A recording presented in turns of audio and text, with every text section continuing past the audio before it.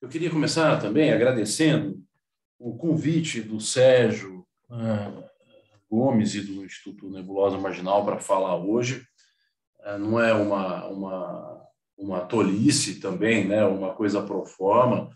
O Sérgio e eu estamos no mesmo grupo de pesquisa lá na USP, e então, salvo nesse semestre em que o mundo, né, ficou difícil para ambos, a gente se via semanalmente num grupo de pesquisa e debatíamos textos os mais variados sobre tudo que vocês imaginam, né, que se produz em psicanálise, coisas interessantes, outras mais interessantes, mas então eu queria parabenizar o Sérgio e o Instituto Nebulosa Marginal por esse tipo de palestras e agradecer o convite para falar hoje, né, com o Gilberto. A minha proposta, né, o que eu preparei,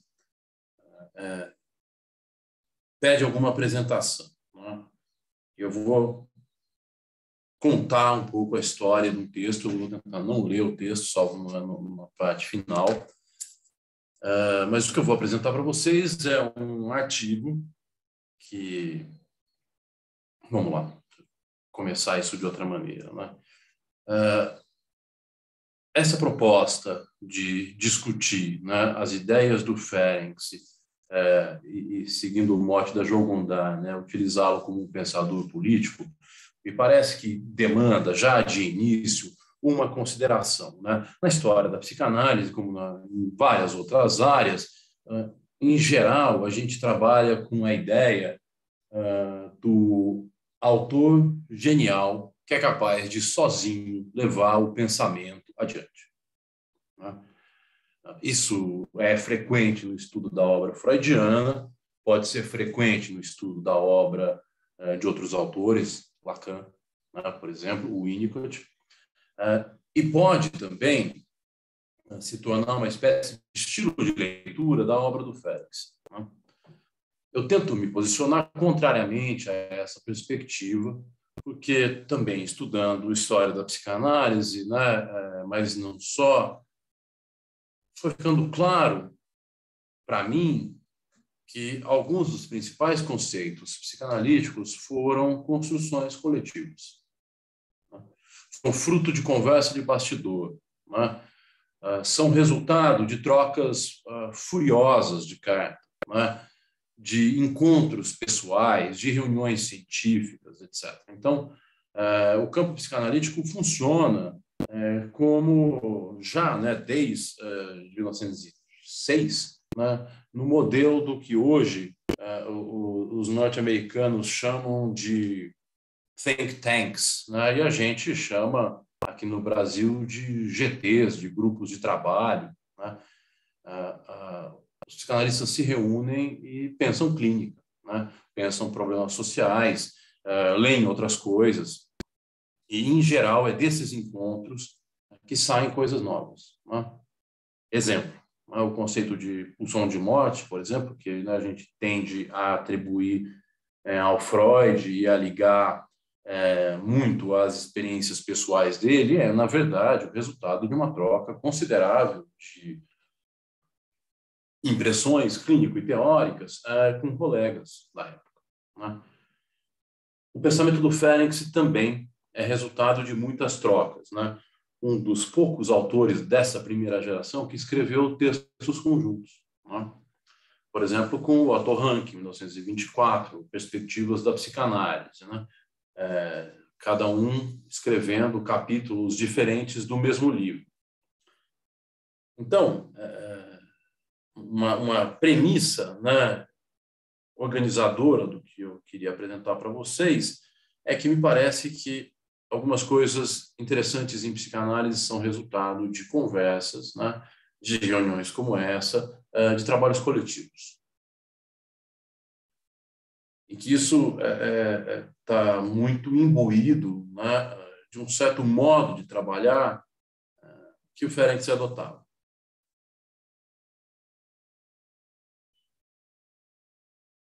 Seja na escrita com o Otto Rank, seja comentando textos de colegas com uma frequência maior do que outros autores da mesma época. O material que eu vou apresentar para vocês, né, essa segunda premissa motivadora, né, é que, então, diz respeito ao fato de que, em 2018, aconteceu um fenômeno que, à época, tinha uma nota de bizarria, né, e depois foi se tornando de um estranhamento, né, uma coisa ofensiva cada vez maior, e que mobilizou muito, né, o país. Estou falando da eleição do Bolsonaro, né, em que o resultado disso foi para mim, né, foi aqui no consultório, vou dizer, para mim, foi aqui no consultório, não quero me afastar de um mal-estar semelhante àquele que eu notei nos pacientes, né, mas o mobilizador, né, para o desenvolvimento desse texto, né, ou de uma parte dele, foi a frequência com que estados depressivos eram notados no consultório após a eleição de 2018.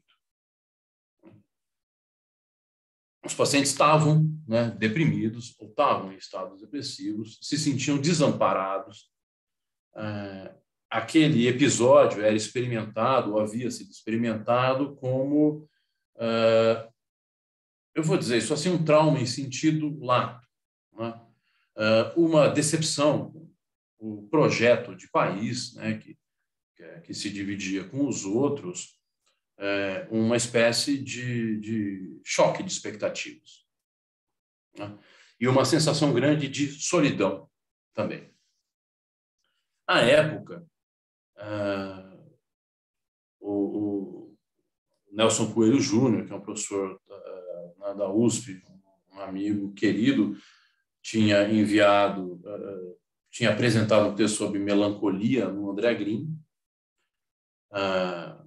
fez uma fala sobre o assunto, enviou para mim esse material, e me pareceu que uma parte do que ele falava ali cabia para pensar, né, uma espécie de desamparo pós-traumático que a gente estava vendo na clínica pós-eleição em 2018. O resultado disso foi uma escrita a 6 mãos, no começo de final de 2018, começo de 2019, de um texto chamado Sobre os Gestos Brutais, e que contou com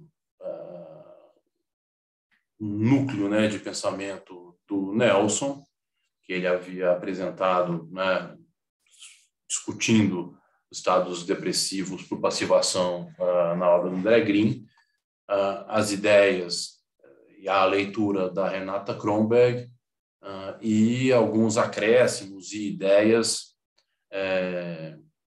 minhas também a respeito do assunto. O que me interessava em especial é que me parecia que esse modelo, né, para entender, que estava sendo proposto para entender método, ou um certo estado depressivo, né, por passivação, ele tinha uma ilustração já feita e importante, que ganhou forma na obra de um autor tcheco muito conhecido, que é o Milan Kundera. Então, né, finalizando essa parte inicial de apresentação, né, do que eu pretendo falar hoje para vocês, nós desenvolvemos e escrevemos esse texto coletivamente. Ele foi publicado em 2019 na revista, no Jornal de Psicanálise, ganhou alguns acréscimos e deve ser publicado até o ano que vem, em inglês, no International Journal of Psychoanalysis, com o mesmo título, né, o mesmo artigo com alguns acréscimos. As ideias que estão ali, algumas delas que eu vou apresentar para vocês, em especial aquelas que passam pelas coisas que eu pude contribuir para esse texto. E, ora, sem querer fazer segredo, né? A minha preocupação é situações de mudança política, né, de exclusão política, que podem ou não se repetir, né, depois do final desse mês. E como a gente vai pensar isso, lidar com isso no consultório, com conhecidos, como é que a gente vai lidar com o que eventualmente pode acontecer, né? Espero não ser pessimista assim, colocar as coisas dessa maneira, né? O que me interessa é a mudança política e o processo de exclusão que eu vou exemplificar com o caso do Kundera, tá? Bom, feita essa introdução, acho que vale a pena também marcar um pouco de entrada, né? Que no que segue, me parece importante mostrar e fazer uma distinção breve entre um trio de conceitos que aparecem no pensamento do André Green e que eu acho que ajuda, né? Em 1999, ele escreve um texto importante chamado Passividade, Passivação, né? Gozo e Agonia, tradução livre, e ali ele nota que o Freud mudou o paradigma que tinha em relação à atividade psíquica.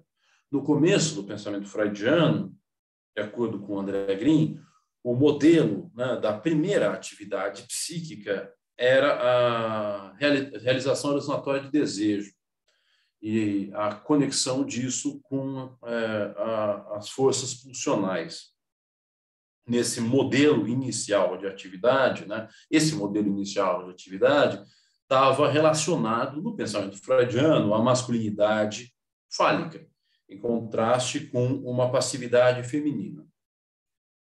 Eu não estou criticando essas ideias ainda, né? E nem estou apresentando como elas, que tipo de associações elas ganham no pensamento freudiano e nesse texto do Green.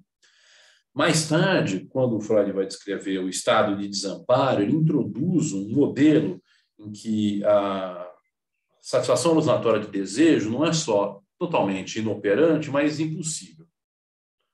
O André Green, então, sugere que passivação, né, o termo passivação, pode ser uma escolha melhor de palavras para designar o desespero, né, do bebê, né, na situação de desamparo psíquico.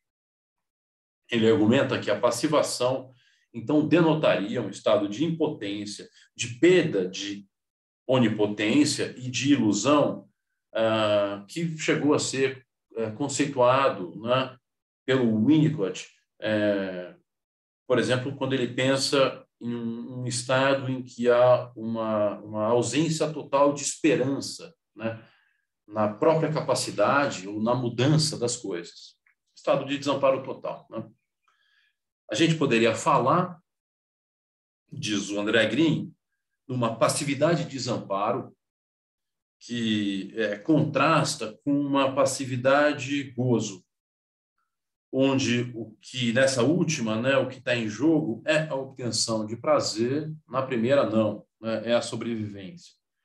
Só para dizer, né, que nessa distinção a atividade precisaria de um novo enquadramento. Essa distinção, então, entre atividade, né, passividade e passivação se prestou por uma certa classificação de formas de adoecimento psíquico que foi realizada pelo Luiz Cláudio Figueiredo e pelo Nelson Coelho Júnior num livro muito interessante de 2018, né? Em que, bom, né, sinteticamente, eles distinguem duas formas, talvez muitos já estejam familiarizados com essas ideias, então eu vou falar de maneira bastante sintética, né? Eles fazem uma distinção entre duas formas de adoecimento psíquico. A primeira, que eles vão chamar, né, classificar em duas matrizes. Nessa primeira matriz, eles vão chamar de freudoplaniana, e nesse tipo de adoecimento, digamos assim, se pressupõe um psiquismo capaz de muita atividade, né? O psiquismo é um dínamo de atividade.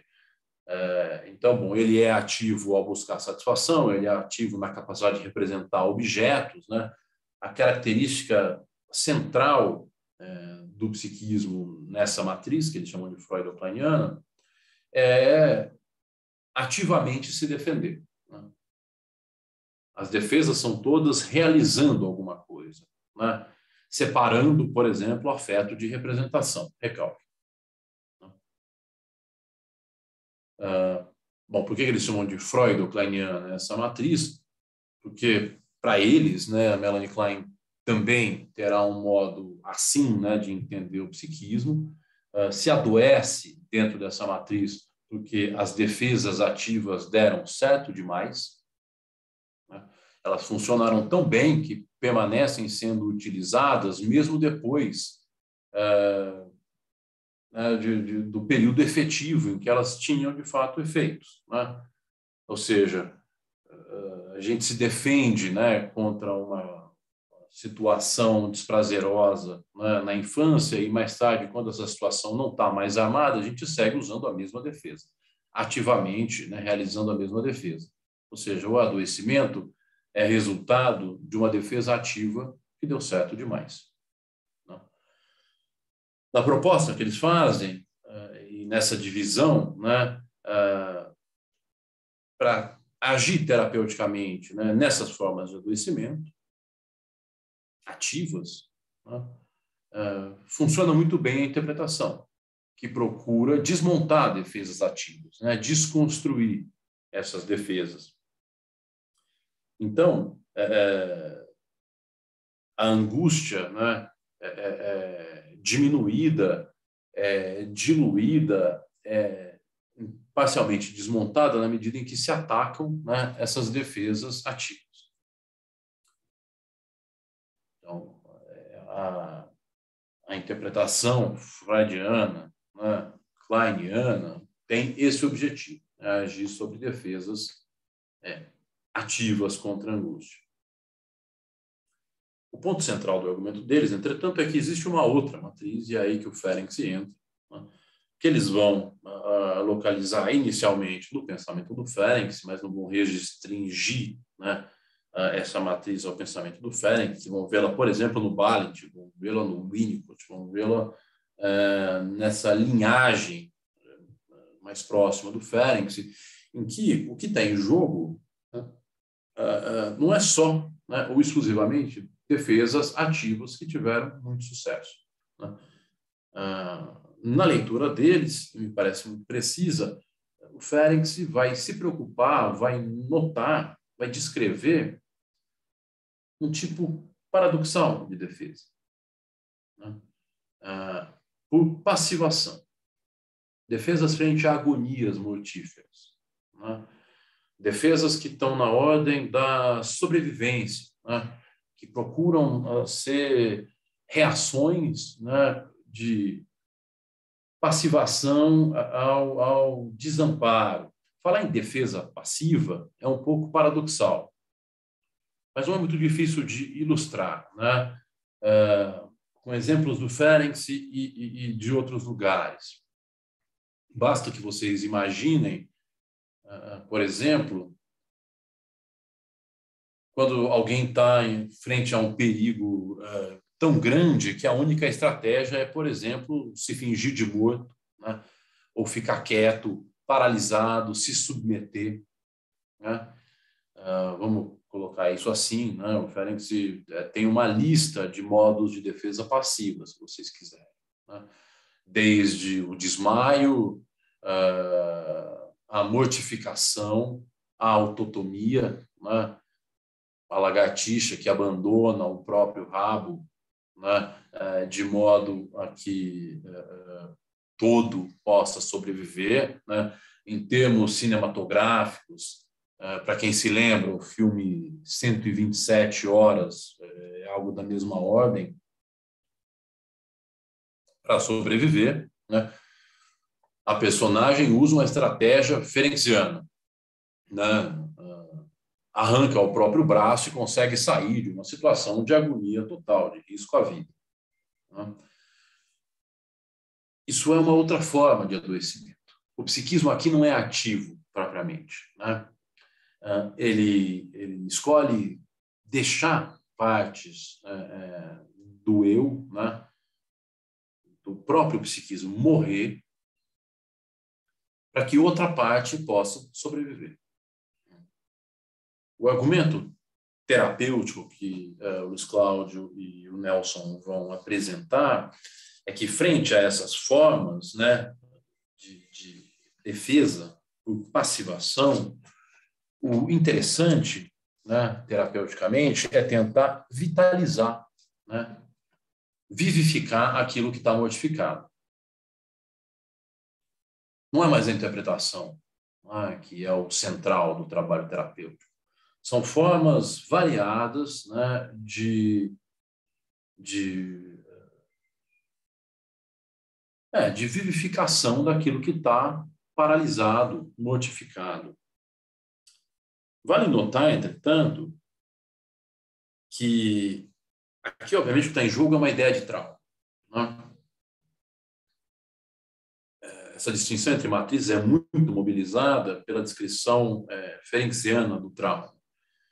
Mas eu queria, o Gilberto já chamou a atenção a essa teoria do trauma, né? Eu não pretendo me demorar mais nela, mas eu acho importante salientar um ponto que o Cláudio faz e que me parece muito bom. Eu vou ler. Ele, diz, né, que se o aniquilamento, abre aspas, das capacidades de trabalho for profundo e extenso, o efeito, né, da interrupção definitiva da saúde como um processo ativo pode ser tão drástico que vai funcionar como um trauma precoce, não importando a idade do traumatizado. É esse ponto que eu queria fortalecer. Em outras palavras, caso nós, né, encaremos a prematuração como uma condição estrutural da espécie humana, diga-se, como sendo estrutural nossa situação de incompletude, despreparo e de dependência, mesmo que relativas, a ameaça de morte, ao modo de um trauma precoce, pode ocorrer em qualquer idade. O ponto aqui, então, né, é que aquilo que aparece como uma situação de desorganização total e completa de um eu, mesmo que rudimentar, né, ou de um eu rudimentar, pode acontecer, né, e também está presente na vida adulta. A vida adulta oferece e apresenta situações em que o que se ama é um trauma precoce, né, como se fôssemos crianças, né, criancinhas mesmo. Ou, para usar um outro termo que gira, né, nesse mesmo eixo, traumas desestruturantes podem acontecer em qualquer momento da vida.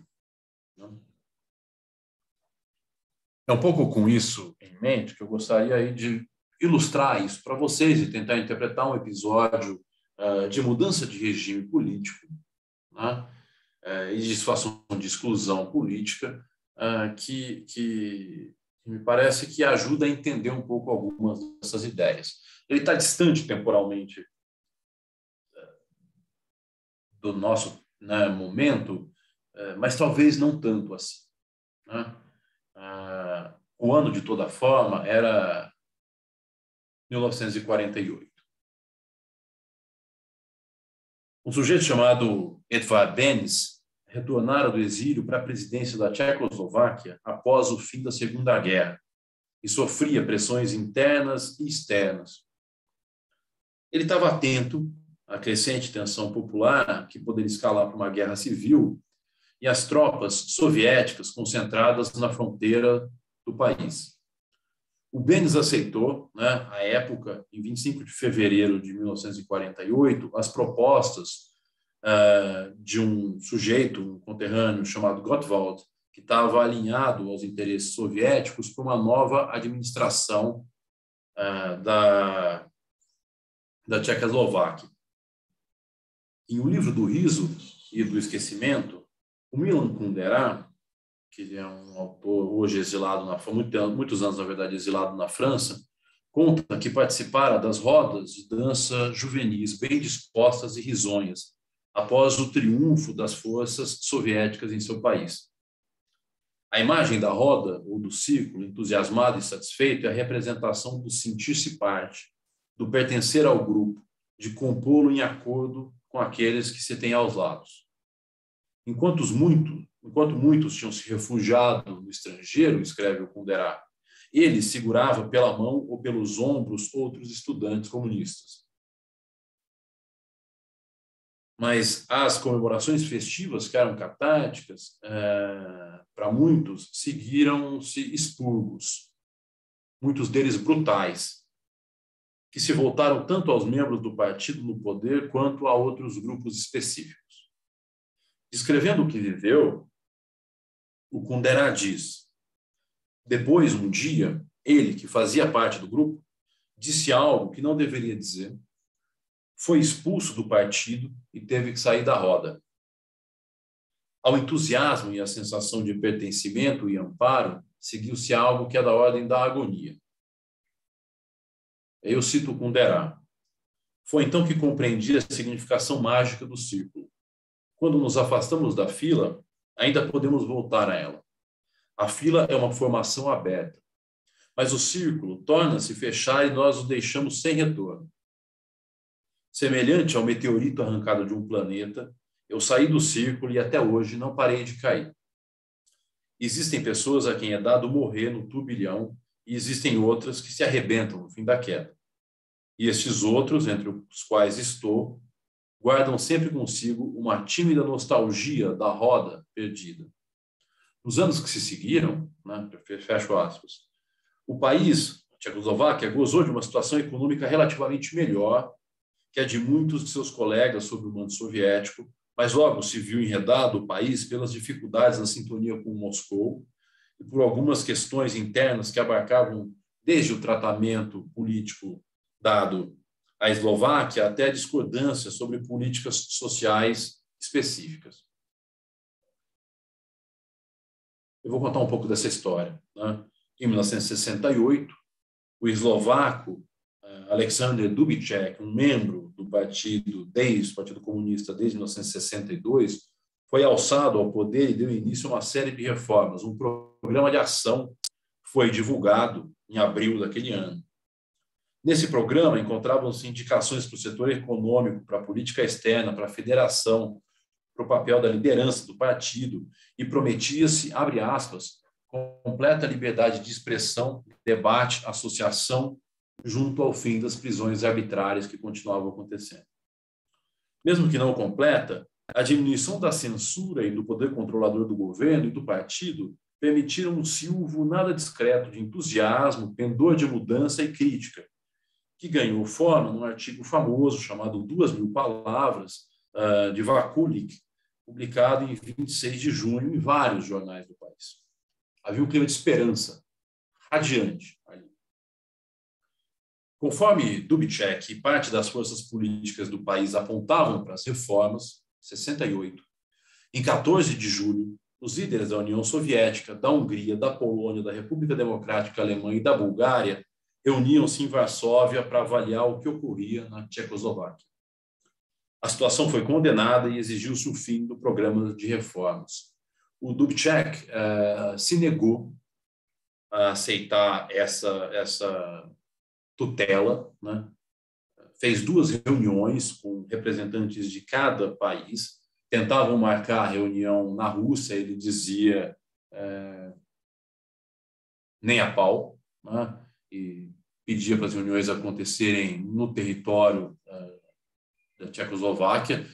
Obviamente, ele tinha medo de pisar na Rússia e ser preso, mas nenhuma das reuniões levou adiante o entendimento entre as partes. O período reformista, esse em que o Dubček esteve no poder, a Primavera de Praga, a famosa Primavera de Praga, esse período, encerrou-se com a chegada da ajuda russa no dia ou na noite do dia 20 para 21 de agosto. Era uma ajuda que se compunha de 29 divisões, 7.500 tanques e mais de 1.000 aviões derramando-se sobre o indefeso país aliado que não havia sequer sido mobilizado. Era uma invasão profilática mas não por isso menos brutal, que rearranjava as rodas de dança e os círculos alegres. Havia, então, na época, um processo de reabilitação dos excluídos, daqueles que haviam sido considerados traidores em 48, um processo que se iniciou um pouco antes, mas que foi interrompido quando, cito Kundera, os tanques russos irromperam na Boêmia e logo dezenas de milhares de pessoas também foram acusadas de terem traído o povo e sua esperança.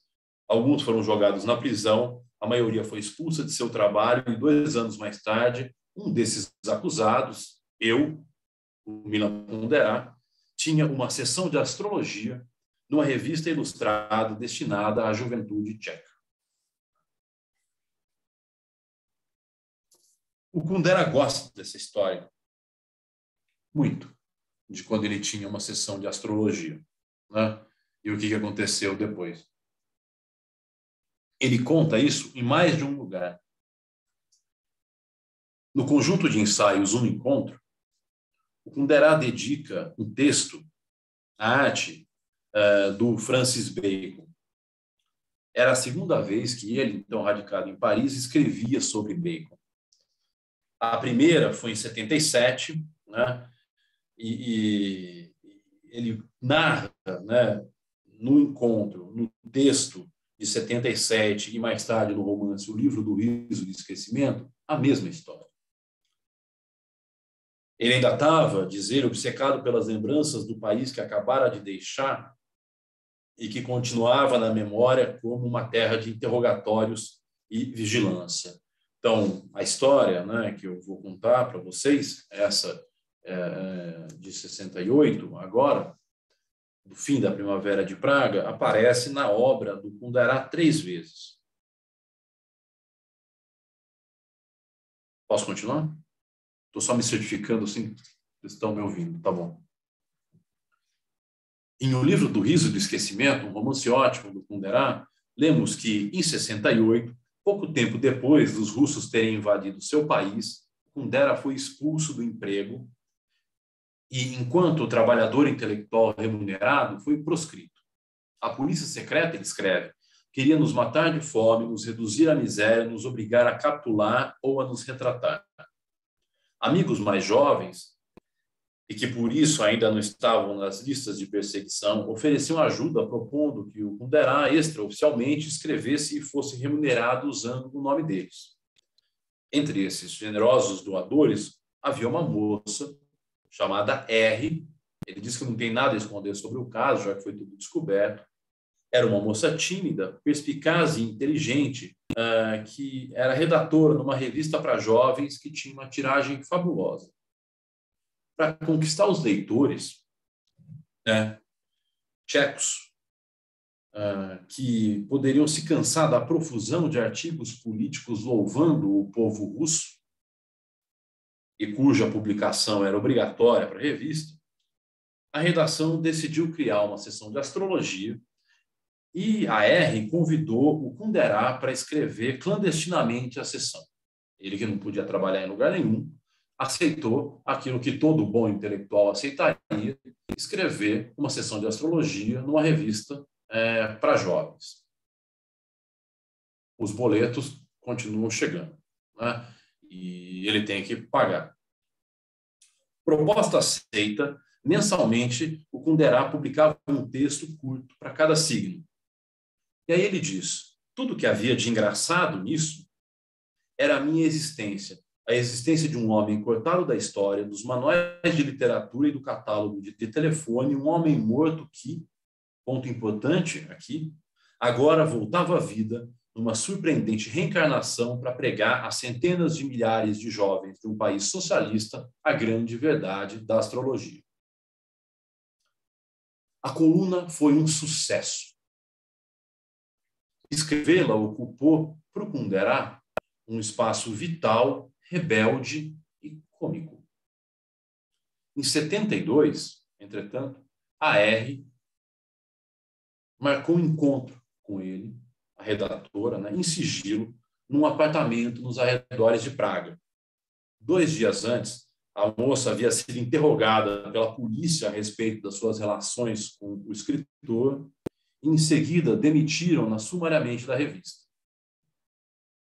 Ela buscou trabalho no mesmo dia, né, em outro lugar, em uma rádio, mas ouviu que não podia mais ser contratada. E agora ela queria falar com o Kundera, para que, caso ele fosse interrogado, as respostas de ambos fossem idênticas. A cena que aparece 3 vezes na obra do autor é a seguinte. Ela é constante em todas as versões. Eu vou ler, tá? O Kundera escreve: era uma moça bem jovem que ainda não conhecia o mundo. O interrogatório a perturbara e o medo se revolvia em suas entranhas havia 3 dias. Estava muito pálida e saía sem parar durante a nossa conversa para ir ao banheiro. Tanto que o encontro foi acompanhado pelo barulho da água que enchia o reservatório. Eu a conhecia, ele escreve, há muito tempo. Ela era inteligente, espirituosa, sabia perfeitamente controlar suas emoções e estava sempre vestida de modo tão impecável que sua roupa, tanto quanto seu comportamento, não permitia entrever a menor parcela de sua nudez. E eis que, de repente, o medo, como uma grande faca, a tinha aberto. Ela se encontrava diante de mim, exposta, ele diz, como uma carcaça de vitela suspensa num gancho de açougue. No romance, entre os acréscimos, lemos, né, que essa moça corajosa tinha vergonha de seu medo. Essa mulher de bom gosto, ele diz, tinha vergonha de suas entranhas que a castigavam diante dos olhos dele, um estranho. Mas a cena continua.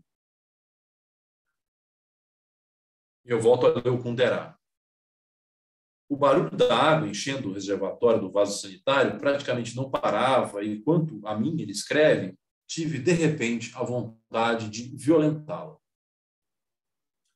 Sei o que digo, violentá-la, não lhe fazer amor com ela, não queria sua ternura, queria colocar brutalmente a mão em seu rosto e, num só instante, apanhá-la por inteiro, com todas suas contradições intoleravelmente excitantes, com sua roupa impecável, tanto quanto suas vísceras revoltas, com sua razão, tanto quanto com seu medo, com seu orgulho, tanto quanto sua infelicidade.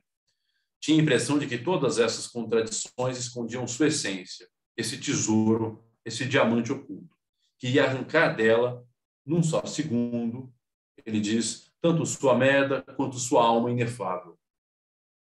Quanto mais eu via esses 2 olhos que me fixavam, cheios de angústia, 2 olhos angustiados, um rosto sereno, e quanto mais angustiados estavam esses olhos, mais o desejo se tornava absurdo, estúpido, escandaloso, incompreensível e impossível de realizar. Ele diz, deslocado e injustificado, esse desejo não era, no entanto, menos real. Ao sair do apartamento, diz ele, o desejo ficou prisioneiro como um pássaro num saco, como um pássaro que acorda de vez em quando e bate as asas. Os retratos do Bacon, que para o Kundera revelam um gesto análogo e brutal de violação na busca da essência pelos retratados, despertam, ele diz, essa memória. Não é a pintura do Bacon que me interessa aqui, mas a dinâmica da cena do apartamento, a necessidade de repetição confessional pelo autor e as posições ocupadas pelas personagens. Talvez tenha me demorado um pouco nessa leitura, não sei como está dando de tempo, Sérgio. Posso continuar? Tá. Porque você me interrompe assim subitamente, não tem problema, tá? Bom, vamos ver esse encontro então.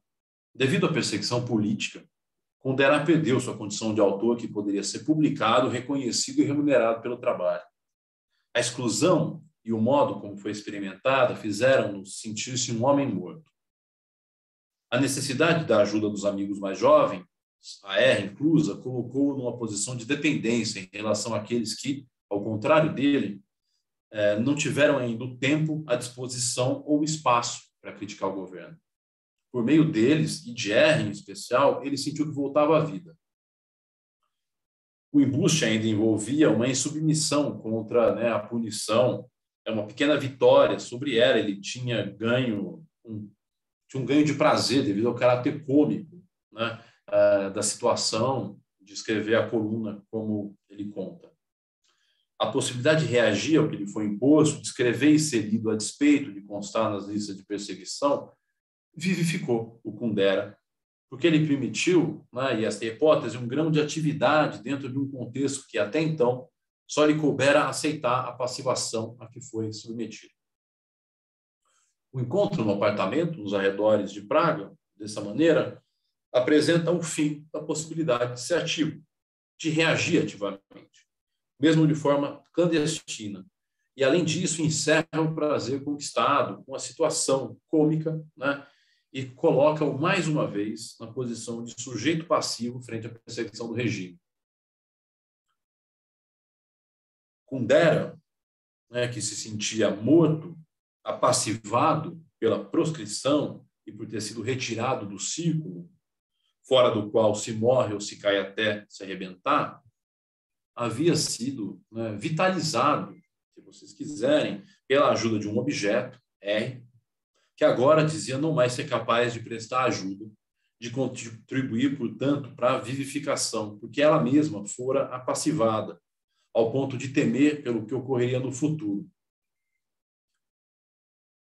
É nesse momento, né, de confronto com a passivação em que a R foi colocada, disposição das entranhas devido ao medo, que o desejo do Kundera ganhou a forma de uma violação e uma expropriação brutais. Ele tem uma fantasia de submissão, né, de submeter, de controlar, de destruir e de se apropriar do todo, mas também, especialmente, do cerne do outro. Ele tenta, posteriormente, interpretar o episódio e diz o seguinte, né, ele diz que talvez esse desejo insensato de violação tenha sido apenas um esforço desesperado para se agarrar a alguma coisa durante a queda. Porque depois que me excluíram da roda, ele diz, não paro de cair. Ainda agora estou caindo e no momento não fizeram outra coisa senão me empurrar mais uma vez para que eu caísse ainda mais longe, ainda mais fundo, cada vez mais longe do meu país, no espaço deserto do mundo, onde ressoa o riso assustador dos anjos que cobre com seu carrilhão todas as minhas palavras, ele diz, fecha aspas. Mais tarde, ele acrescenta que o ato desejado, né, de colocar a mão no rosto de R e violá-la, parecia uma tentativa de atravessar o que o rosto escondia exatamente, um eu infinitamente frágil, tremendo no corpo. Após o término das ilusões e sonhos de que, porque nós pertencemos a uma coletividade, porque estabelecemos relações com os outros, não estaríamos irremediavelmente sozinhos. Caso, né, a gente tente adotar as interpretações do autor e as nossas de maneira não excludente, dentro de uma lógica de sobredeterminação, ao modo do que faríamos com um sintoma, parece que o gesto brutal fantasiado pelo Kundera revela-se como um esforço desesperado para agarrar-se a um objeto bom perdido. 2, uma defesa ativa, mas marginal, contra a constatação do desamparo pós-traumático do outro, que traz à tona, de maneira reflexiva, o próprio desamparo pós-traumático. 3, ainda, né? Uma alteração da posição ocupada pelo sujeito apassivado, que aparece agora submetendo um objeto deslocado, leia-se, tornando passivo em uma dinâmica em que a posição ativa é agora ocupada pelo próprio sujeito. Aqui também, né, uma figura de temor, né, ao feminino que aparece aqui, né, que aparece também nessa fantasia de submissão. Ainda um quarto aspecto, né, um movimento de ligação entre a destrutividade e a libido. E 5, a representação desse movimento de ligação por meio de um ato sexual que é, simultaneamente, violação do corpo, ataque contra o rosto e expropriação da essência do outro. Caberia ainda acrescentar um 6º elemento, se vocês quiserem, que permeia todas essas interpretações e que diz respeito exatamente ao caráter traumático. A gente vê, né, a cena se repetir várias vezes, e na obra do Kundera, 3 ao menos. Né? A pergunta fica sendo por que ele precisa contar essa história, né? Sempre, repetidamente.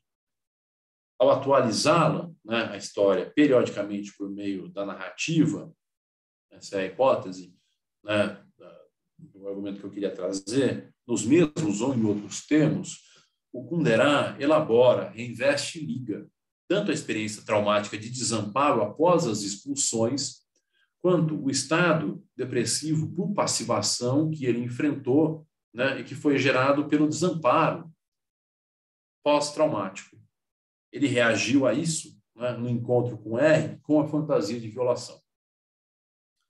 Essa fantasia revela muita coisa, revela se a gente quiser, uma figura da pulsão de destruição, para usar um termo do Green, mas eu não gostaria de me ater a isso, né? O que eu queria destacar é que essa fantasia, né, essa cena no apartamento, ela mostra como as tentativas mesmo, né, em casos de expulsão política, né, a exclusão,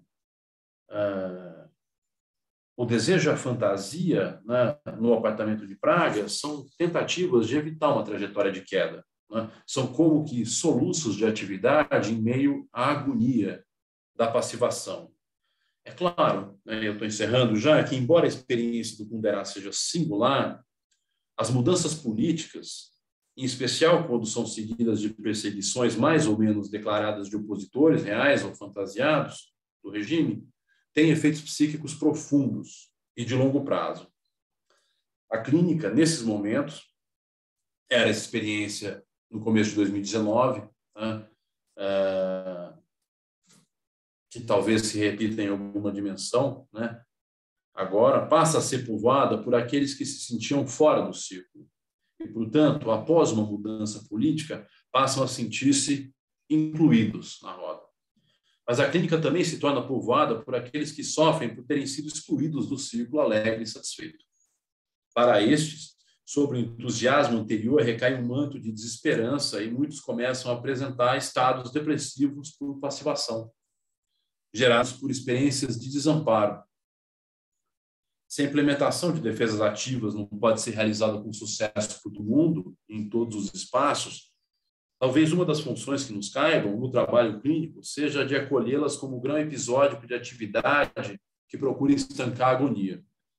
Nessa linha, me parece importante que o analisando, que todos nós, né, em momentos de mudança política, não estejamos sozinhos, mesmo durante a queda. Gente, era isso que eu tinha para falar para vocês hoje. Espero que o debate possa também servir de espaço. Eu agradeço mais uma vez a oportunidade de falar para vocês. Obrigado.